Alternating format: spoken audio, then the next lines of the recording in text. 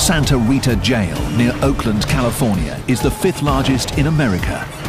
Jail can be a world of violent gangs, hundreds of cliques that bring rivalries and vendettas from the streets behind bars. Hey, you're San Mateo Manual gangster, you know what I'm saying? For many, life here means making a choice: join a gang or live without protection. You've got to run with somebody, because if you're out there by yourself, there are sharks watching you left and right. Jail becomes a proving ground where old-time gangsters teach youngsters the ropes. Just mostly respect your race. You always try to stick with your race. Trying to stay a step ahead of these gangsters is the jail's gang unit, working to keep the peace in a world fraught with hidden danger. The majority of them probably do have weapons right now. It could be just a small razor blade stuck in the side of the cheek. It could be anything. It's a constant battle for control between the deputies and the prison gangs. This morning, in the staff muster room at Santa Rita Jail, deputies are arming themselves with flak jackets and non-lethal weapons, all in preparation for a shakedown. Just hours earlier, a deputy was attacked by an inmate. We're going to be going out to, starting out with Housing 33. We're going to be doing a shakedown in that housing unit. We did have a deputy that was assaulted this morning, as you guys know. We're just going to go back down there and reestablish some control and remind these guys that this is our house. Are we ready? Yep, we're ready. The assault happened in the early morning hours. During a routine transfer, an inmate saw his opportunity and struck. Jail is a world where violence is a constant threat. In cases like this, the response must be swift, measured, and decisive. And when deputies head out into general population, they have to be prepared.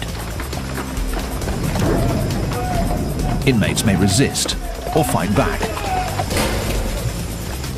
Each situation is different, and the jail must respond with the appropriate force and numbers. In the case of shakedowns, the element of surprise is key. East side, gentlemen, I need everybody on your feet. Do not go to your drawers. Get up, get dressed.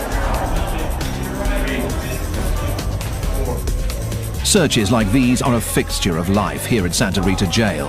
But when a deputy is attacked, everything becomes more intense, and even the slightest show of defiance can get an inmate handcuffed. Turn around, put your hands behind your back. Stop. Let's go. The deputies search every cell and turn over every bunk. Their aim is to find contraband, like weapons, drugs, and alcohol. Already the search is getting results. They uncover dozens of containers of homemade alcohol called Pruno. Throw some sugar in there and apple juice, and then just tighten it up, and it just starts fermenting. It's the catalyst for a lot of fights. People start drinking, and they get that liquid courage, and then a lot of fights break out. We do this on a routine basis. However, if you're going to be that housing unit that today you're going to threaten our staff, well, we move you to the top of the list. And today, they threaten our staff. Based on an assault that took place this morning, we move them to the top of the list. More than 150 inmates will be searched today, yielding gallons of alcohol. But the fight for control here is never ending, driven by one simple fact. This is the 5th largest jail in America.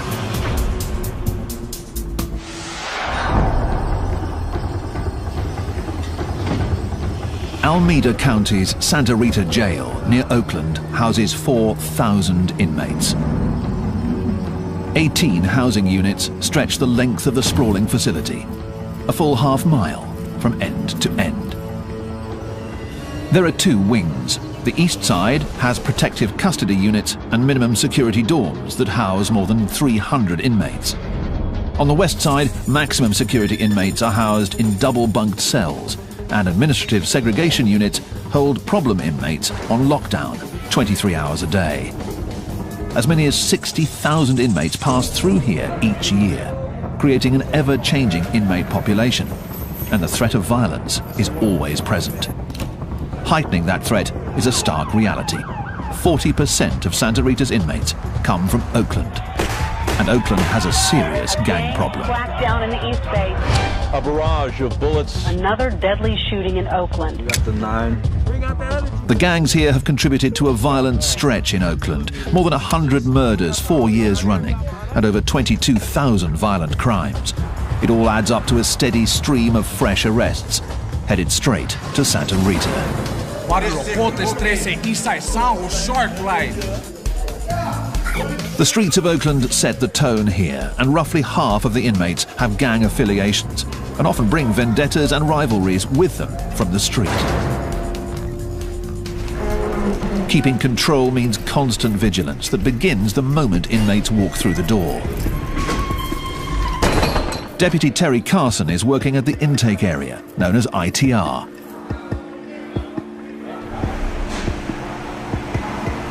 Have you been charged with any assaults on the police? No. Been charged with any assaults on other inmates? No. Carson interviews inmates to determine their criminal past, what sort of crime they're charged with, and what threat they might pose to other inmates. The information is used to classify inmates, and here in Santa Rita Jail, they are color-coded accordingly. Inmates given blue jumpsuits are considered medium security, posing a low threat. Yellow is given to those with heavy charges or a history of violence behind bars. Terrorist threats? Okay. Each one of these represents the year that you did in prison? Red means an inmate is headed to protective custody or administrative segregation. You remember what the case was at Central State Prison? Yeah. What was it? Barry, domestic assault, attempted murder. And when you were in San Quentin, how many points did you have? I made level 4. You made level 4. It is classification born out of necessity, an attempt to keep the peace. It's that big 1-3 homeboy that you knew. Barrio Pobres, Sureños, 831, Costa Central. With so many gang members at Santa Rita, making sure rivals are separated is key. You see somebody that's opposite, say Sureño or Norteño, opposite of you. If you're Sureño, you better get off on that Norteño. That's all there is to it. That's the politics. And if you don't, we're going to do something to you. But new tensions between gangs can heat up at any minute. So the jail has created a special unit to track the ever-changing gang world. Terry Carson is part of the team, and so is Mark Schlegel. Together they make up the Gang Classification Unit, and their office wall is lined with one of the keys to understanding the gang world: coded artwork. You have a Kumi 415 over here. This is the Hells Angels, West Oakland. Oh, you got X4 Norte. Hidden in the drawings are important clues of affiliation, of rivalries, and of potential conflict.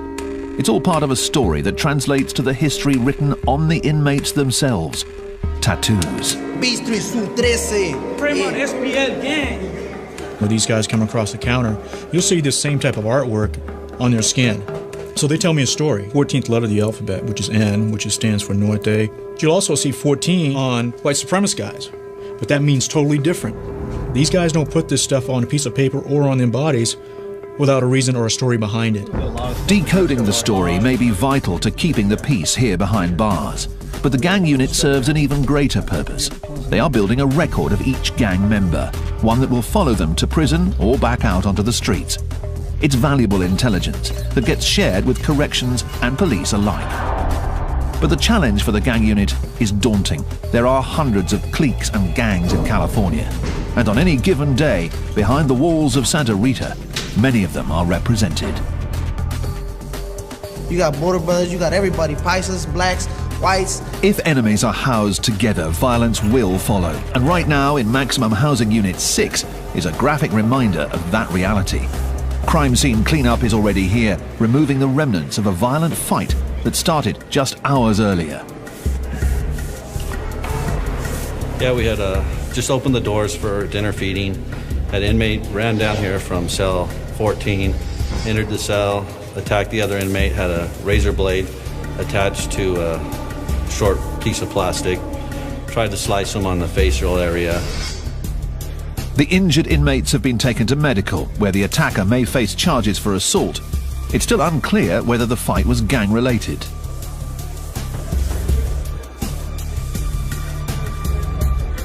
Here's a tier, and here's like the bottom floor. And the cell block. I still don't get the dice though.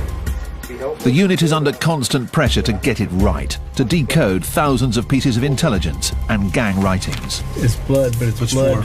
4 drops of blood. Yeah, but it's a 1 and a 3. Yeah. So that's... Could be Sureño. Could be read into anywhere. The challenge: identify the new rivals and separate them before things get violent. Santa Rita Jail near Oakland in California is the 5th largest in America. It's populated by some of California's most violent street gangs. Here, managing 4,000 inmates is all about establishing control. It's 3 a.m. on Friday night, and C-Team is working its overnight shift. Roughly 60 arrests have come in tonight to be printed, tagged, and processed. Let's go, we're gonna search you right here. Shoes and socks on this side of the blue line, my side of the blue line. Shoes and socks. Late in the shift, Deputy John White and the rest of the team are still on alert in an area where anything can happen. Let's go, hands out in front of you. This is intake, transfer and release, known as ITR, and it's where arrestees become inmates. We're real careful at this point. This is our most dangerous portion of ITR. We found anything from narcotics, knives, guns. We found everything in these cells after they leave them. The mood is always tense, but tonight has gone smoothly. But as every deputy knows, the later it gets, the greater the chance for trouble.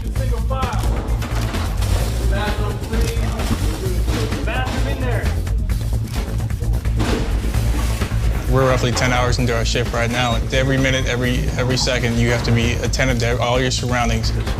Around the corner in the pat-down area, that vigilance pays off when an inmate makes a move at a deputy. The response is quick, measured, and designed to make one point clear. This is jail. We have to set the tone because they come across and they're not fully acclimated to being in custody. They don't realize they are not in control anymore. This individual that came across, he's intoxicated. He came across, we attempted to search him. He became combative. So for our safety and for his safety, we went ahead and we restrained him, brought him back to the back. It happens every night. Don't kick me, dude. The alcohol does funny things to people, and unfortunately, this is where they usually end up. This inmate will sober up in a back tank of ITR. By night, it's a quiet corner for problem inmates. But in the morning, the mood changes radically as ITR transforms into the bustling hub of the jail.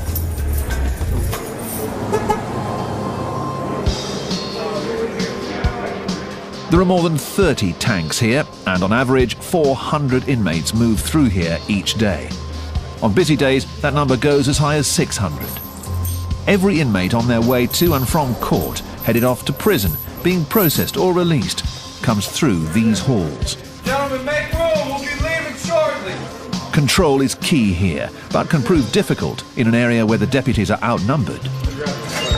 You've got, anywhere from 8 to 12 people on a shift working down here, but at any given time you could be working with up to 300 inmates. It's 1:50. That means it's the last bus before count goes up.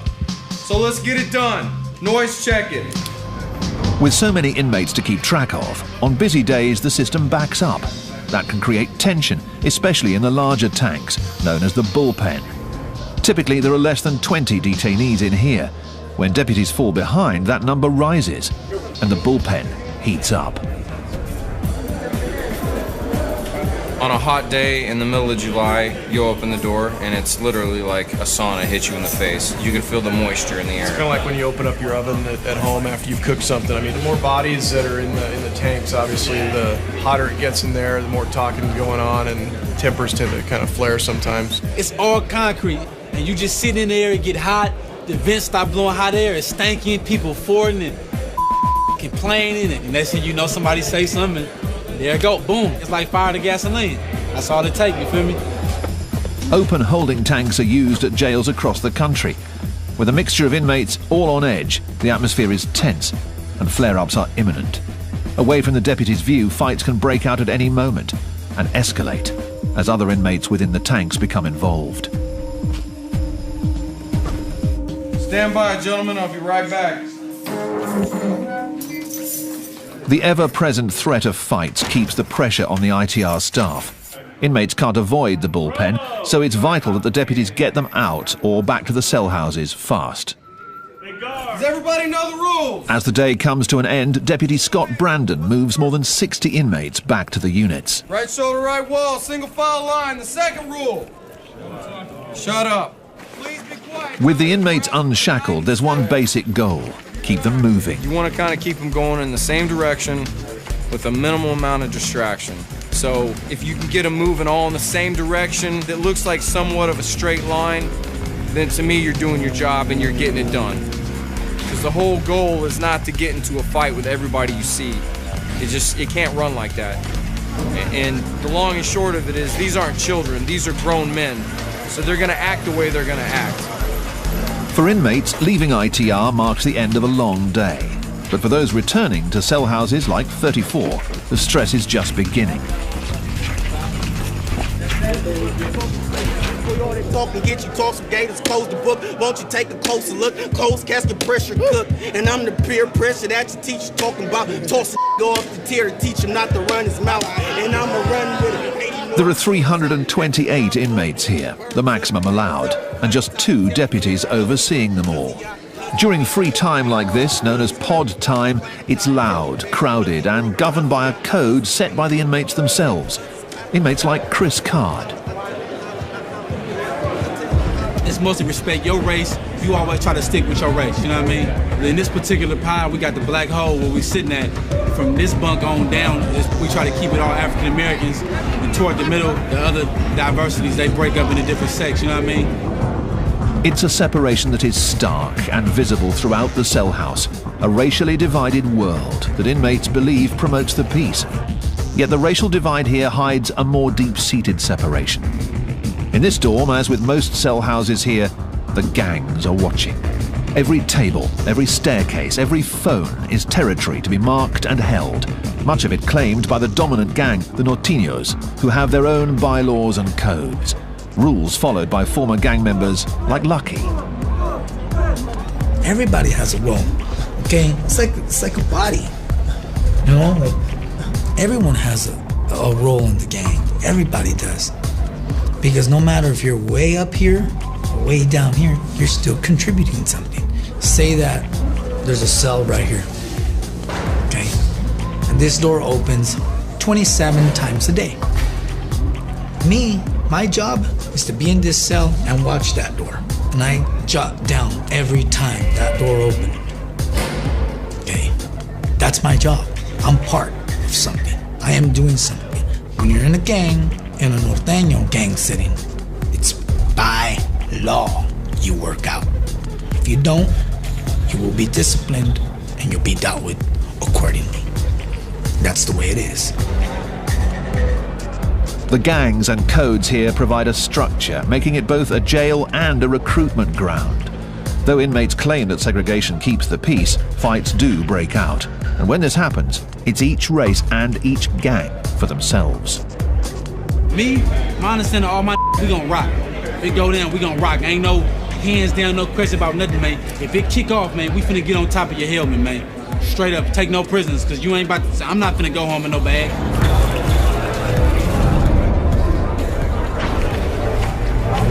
Lock down, fellas. Let's go, fellas, lock down! After 3 hours, pod time comes to an end and the inmates head back to their cells. The deputies walk through each of the tanks, where 36 men are double bunked behind mesh for the night. They confirm that all are present and accounted for, and perform a final spot check for any contraband. In dorms like 34, the numbers are heavily in favor of the inmates. So for them, lockdown means the night is just beginning, and it's time for a cell house party, a feast of food purchased from the jail, complete with homemade alcohol. We can't let the police see this right here, man. This right here, man, knock you on your real good. Tonight we make a gumbo, oysters, chicken, tuna, rice. We all put it in, you know what I mean? We eat like kings in here. The city of Oakland, California, has one of America's highest crime rates, with more than 100 murders in each of the past 3 years.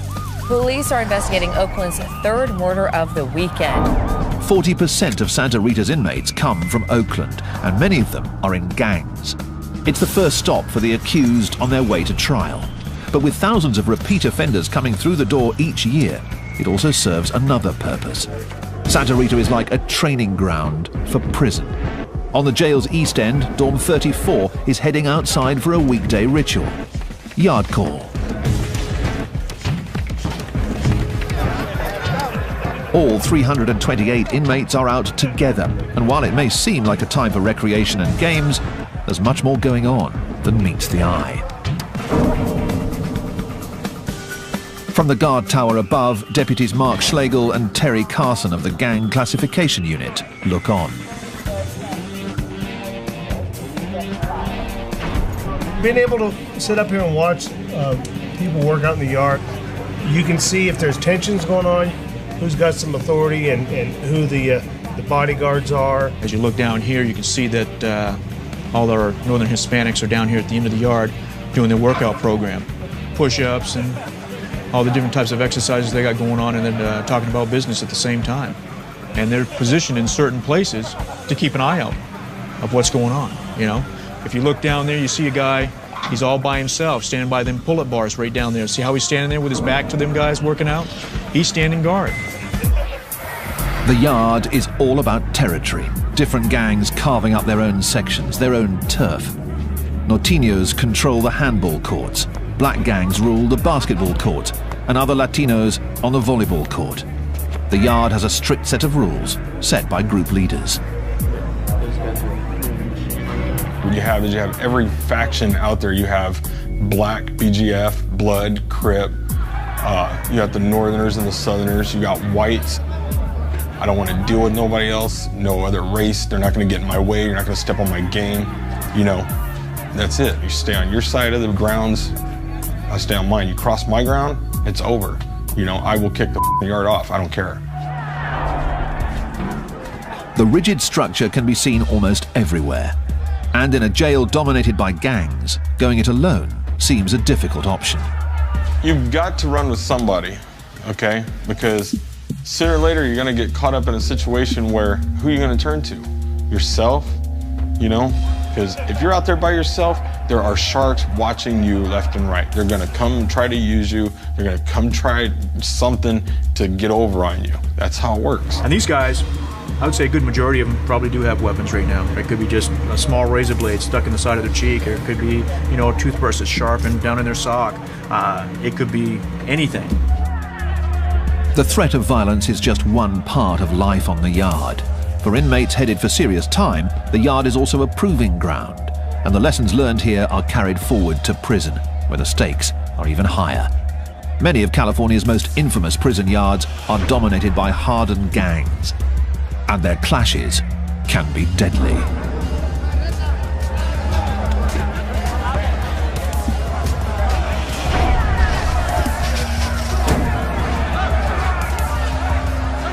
Even in this seemingly chaotic environment, the rules of engagement are strict and clear. Whoever's having the issues against each other, their channel or their shot caller will come and let you know, hey, back the up for a while, we're going to go get off. If you want to get involved, let us know.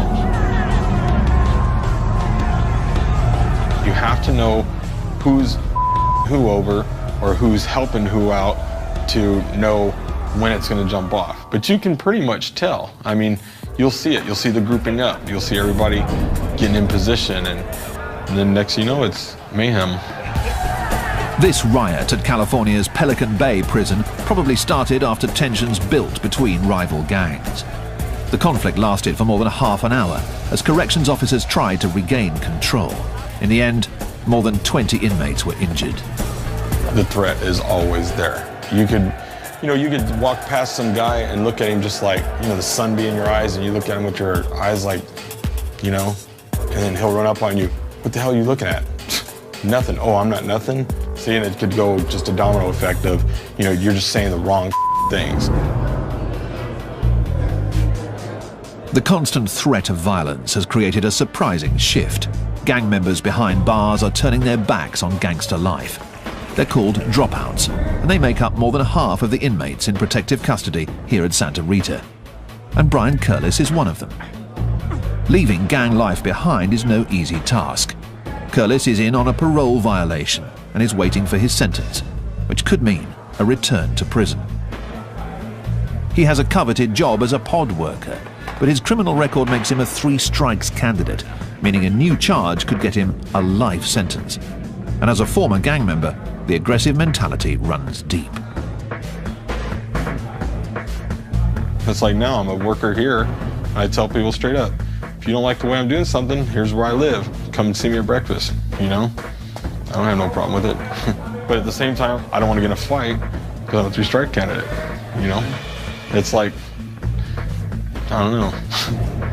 Curlis is walking a fine line. One slip could land him behind bars for 25 years to life. Santa Rita Jail holds criminals from some of Oakland's most dangerous gangs. For gang members, cell houses and yards are a harsh training ground where the inmates are indoctrinated into the gang code. For the deputies, keeping the peace is a never-ending challenge that requires more than just watching over the inmates. It requires constant surveillance and vigilance. And today, in Dorm 32, deputies Carson and Schlegel of the gang unit are following up on some fresh intelligence. Time for pod time, pod time. Lower tiers, stay off the carpet. Upper tier, stay off the stairs. Once all the doors are closed, I'll flash the lights. Again, this is pod time. Apparently about a week ago, from the information we're getting, they removed some of the guys that had a lot of say in this pod for the Northern Hispanics. They were taken out. And during that time, that kind of, you have a void there, so there's always going to be a little power struggle within the group to say who's going to step up and call the shots. In the rigid gang structure behind bars, the shot caller is the one in charge. He runs the dorm, decides who fights who, but he also keeps the peace. Without him, even more fights could break out. So the gang unit is trying to figure out who is stepping up next. Figuring that out can be tough in this constantly shifting environment. One of the things that they do as leaders is to help train everybody else that's coming in here, or make sure that people understand, the structure in there. This is a county jail. When you're in the county jail, it's not like we're in prison where people are in there for years at a time. They're in for short periods of time, and so there's a lot of turnover and there's a lot of people coming and going. That constant turnover is one of the key challenges to keeping control here. Santa Rita sees nearly 60,000 inmates each year from all over Alameda County, so rivals from the street can easily end up housed next to each other, and that can spell trouble. Just as the jail is constantly looking to classify any incoming gang members, the gangs themselves have their own strict classification process. And just like the jail, it begins from the moment an inmate walks into a new cell house. When they come in, they have to check in, and when they check in, they have to give, from the time they started coming into custody of the first crime that they ever committed to up until now, they have to list each and every crime that they committed, where they went, where they stayed, what state prison they were in, who this cellie was, and all that stuff. So they have to have that track record there. It's like writing up their resume. These gang resumes are compiled on notes and are the key means of communication between the gang members. The writing on the note is tiny, called micro-writing, and some get moved throughout the facility and checked out for intelligence on new inmates. Information flows from one end of this facility to the other end of the facility on a daily basis. And the reason why it does that, in our central location, a point is, if they want to get information out, they can put it on laundry carts, they can put it on our food carts, and go back to our kitchen area, which our minimum inmates work. And if they want to get information for, say, Housing Unit 7, then the worker can go out there and put it onto a food cart or a laundry cart. It's an underground background check, a poll taken of the inmates in the jail to see whether a new arrival checks out and can be trusted. If a new gang member checks out, he assumes his role in the gang structure. If the information doesn't check out, the consequences can be severe. And over in the muster room for the maximum security side of the jail, a unit is gathering for an urgent mission. A deputy has intercepted a note that contains hints that there's a weapon in Housing Unit 7. And there's additional intelligence that an attack is in the works. One of the guys in B-Boy Pod is saying that they have a weapon, one RB constructed into a tomahawk. We're assuming RB is a razor blade. So that's kind of what we're going to be looking for. It could have been passed from B, obviously anywhere in the house. We're going to do A, B, and C pod as a search. In addition to rumors of a weapon in the dorm, the note lists the names of some Norteños housed there. I have a list here, A, B, and C pod of some of the Norteño known and just known affiliates. This dorm is the target for today's raid. Finding the weapon is the mission. It could be tucked in a book, could be anywhere. It could be a mattress that's sliced open, stuck in the foam, anywhere. So we want to make sure we do a good job, especially with the Northerner cells. We'll just go in, do our job, get it done. The team moves out to Housing Unit 7, where the inmates are already on lockdown. When the deputies arrive, the water is shut off to prevent anything from being flushed down the toilets. We're ready. Put on your shirts, step out. An operation like this relies on speed, getting all of the inmates out of their cells before they have a chance to destroy evidence. Pull your shirt down, pull your shirt down, pull your shirt down. Those who buck the system are immediately removed. Once out, the inmates are patted down and then placed in holding areas as the search begins. Every cell is turned over in a search for contraband, homemade alcohol, anything that's not allowed. But the real focus is a potential weapon. And over in C-Pod, one cell is receiving special attention. I found some information on the guy that's housed here, that he's good at making weapons. It's one of his specialties, I guess, that he called it. So this was my hopeful cell. I was hoping that it would be in here. Hopefully they didn't get rid of it. The deputy finds nothing. And throughout the rest of the cell house, the search yields contraband. This is a jail-made tattoo gun. But no weapons. Downstairs, they found more notes and more names. These show people that just arrived, it looks like, names and PFNs. It may just be the break the team's been looking for. A deputy takes the notes back to Carson and Schlegel of the Gang Classification Unit for inspection. This is from C-Pod. This was an F-Pod. Okay. The fresh intelligence demands immediate attention. This is kind of interesting. Yeah. Decoding the writing is a tedious job, but buried inside could be more important information about gang members, weapons, and even new hits. Okay, and we know this guy. It will take hours to pore over the micronotes. So back in Cell House 7, the search for the contraband continues, and the deputies have had a lucky break. One of the envelopes was addressed to a cell in F-Pod, Cell 1. We understand there's a newer guy that's over there in of the Norteño affiliation, so we're thinking that they may have something over there as well. The focus of the search narrows. Now, rather than searching an entire pod, the team moves in on 3 cells, and one of them is the real target. The inmates are quickly removed, and the deputies move in, checking mattresses, combing through books, but still no weapon.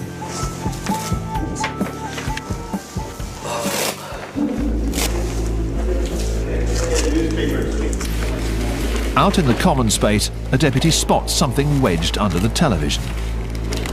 It's coming out. No, that's what that's there for. It could be what they came here for. Yeah. A blade. Yeah. So they fit it up to slice somebody with. Yeah, see? The dangerous weapon is removed from Cell House 7, and for now at least, a possible gang hit is averted. Another small victory in a world where the threat of conflict is constant. Over in protective custody, Brian Curlis still marks his days at Santa Rita, trying his best to stay out of harm's way in a world of violence.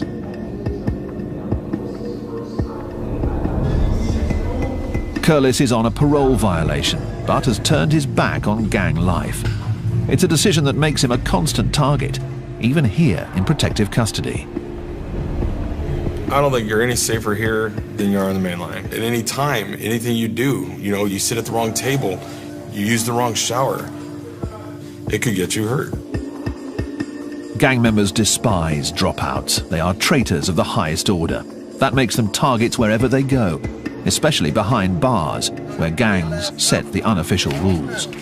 While gang initiation is often violent, getting kicked out is even worse. It's called a removal, a quick but violent act where a gang member slices another in the face with a weapon. The slice leaves a permanent mark and lets other gang members know that the target is a dropout, what they call no good. I've seen people get their face sliced open, half their ear knocked off, all the way across. To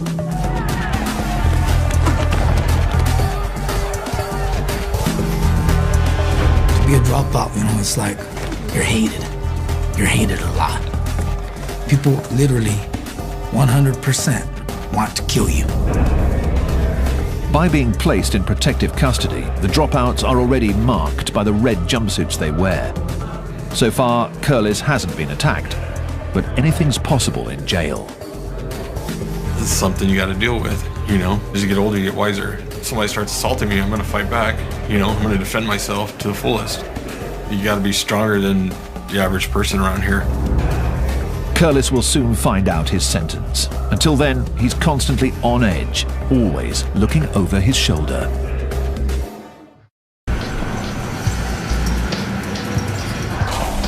Santa Rita Jail is a revolving door for some of Oakland, California's most violent gangs. An estimated 30,000 people with gang affiliations come through here each year, and deputies are always on their guard, always looking out for conflict. In intake, transfer and release, the day is just getting underway. A dozen deputies start their daily routine, moving 200 bodies through these halls. Gentlemen, we're gonna move down to the nurse. Remember our discussion. The quicker you guys do it, everybody cooperates, you get through fast. Terry Carson of Gang Classification is on his post at the front end of the system, screening the new intakes, trying to figure out whether they have gang affiliations and where to put them. Remember these street gangs? No. None? Any tattoos? No tattoos. Nothing. Nothing on your back? Nothing. The process of classification here is never-ending. It's a process designed to keep rival gangs separated and violence from breaking out. Despite their best efforts, clashes can happen at any time. Clashes that escalate as staff step in to break them up. Out on the maximum security wing, in Housing Unit 4, a deputy has been caught in the crossfire while breaking up a fight between 3 suspected gang members. The inmates are already on lockdown as an investigation is underway, and the pod is littered with the remnants of a brawl.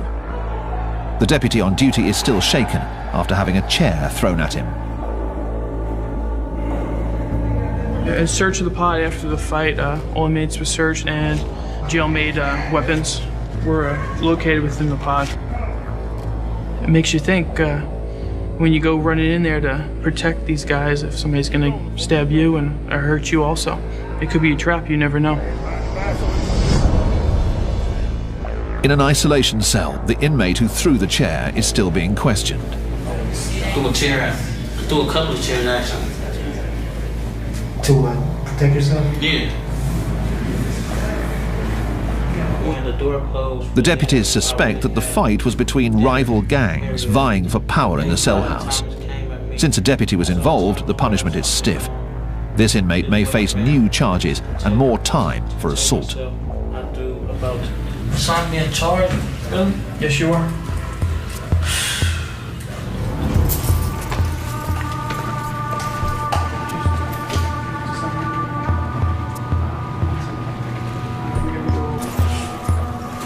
New charges are something that every inmate dreads. They can mean more time behind bars.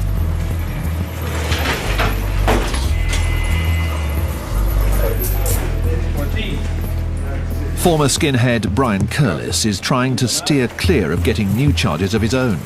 He's shipping out of Santa Rita, headed back to prison. Leaving jail behind means returning to a world where the convict code runs even deeper. As a gang dropout, he'll face challenges daily. But as a 3 strikes candidate, those challenges could have serious consequences.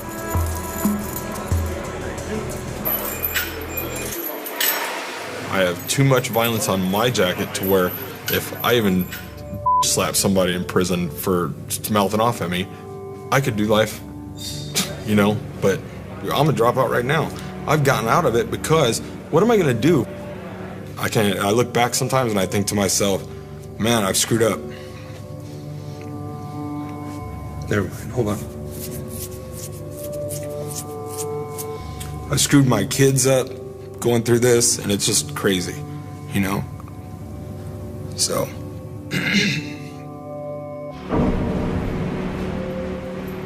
Curlis's sentence is 250 days. 250 days to toe the line and steer clear of fights. If he fails, it could mean a life sentence. The prison bus leaves, signalling the end of another day. Back in the cell houses, the evening brings with it a familiar sight. Deputies have formed a squad and are making their way across the yard. It's another shakedown, another attempt to remind the inmates of who's in charge. The battle for control between gang members and deputies never ends. Join cops patrolling the drunken states of America in a brand new look at US binge drinking next Thursday at 9. Stay tuned for Seconds from Disaster.